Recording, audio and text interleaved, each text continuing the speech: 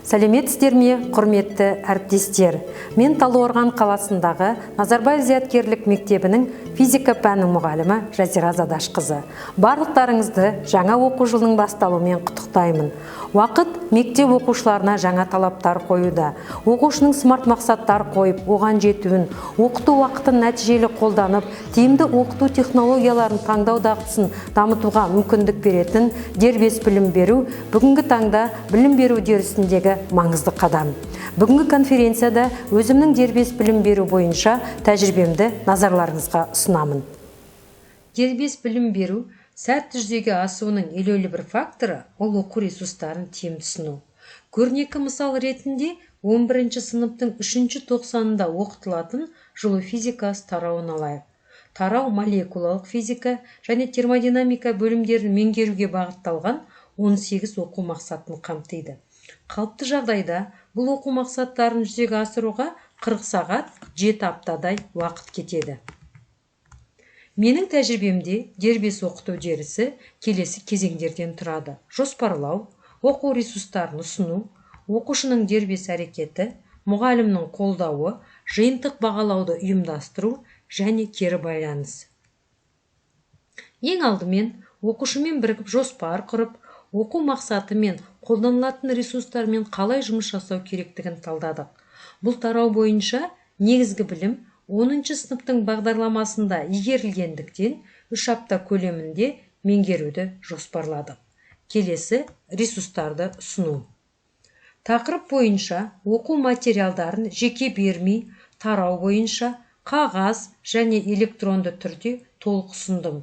Бұл оқушының өз тиімділігін бағалауға, өз мүмкіншілігін сынауға мүмкіндік берді.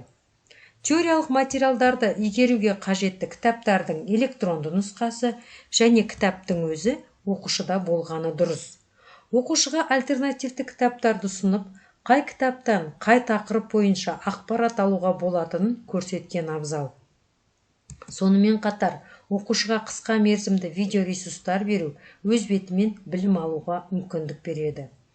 Ұсынылатын қалыптастырушы бағалау тапсырмаларын жауабымен берген тиімді.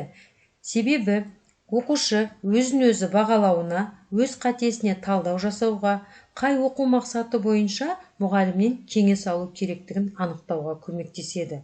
Сонымен қатар оқушы өзіне артылған сенімге жауапкершілікпен қарап үйренеді. Кез келген уақыт мезетінде сіз оған қолдау көрсететіндей қолжетімді болу керексіз және оқушының арнайы кеңес алу күні белгіленуі қажет.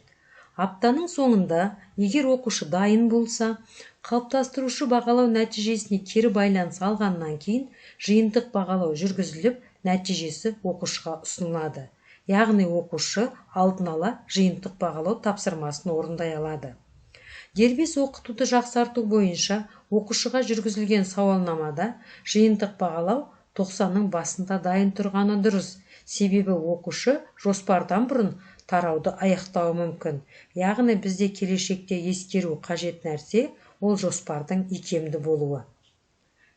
Дербес білім берудің базалық принциптеріне сүйеніп, жүргізілген жұмыс нәтижесінде оқушым 3 тоқсанның оқу материалын бір ай көлемінде 96% көрсеткішпен аяқтады және ол 1 тоқсандағы оқушының сыныптағы оқыған нәтижесімен бірдей десе болады.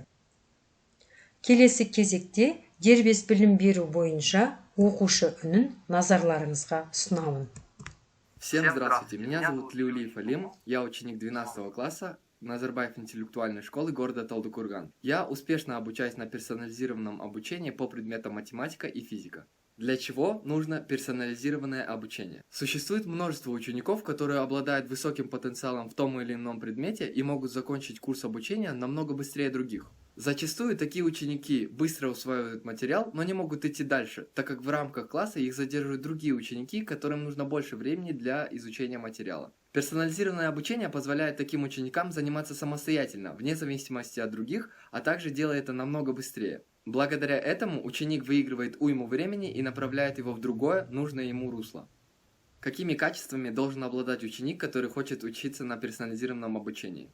Первое – это стрессоустойчивость. На персонализированном обучении очень важно оставаться сконцентрированным даже в стрессовых ситуациях. Второе. Умение работать самостоятельно. 95% работы ученик делает сам, поэтому это очень важно.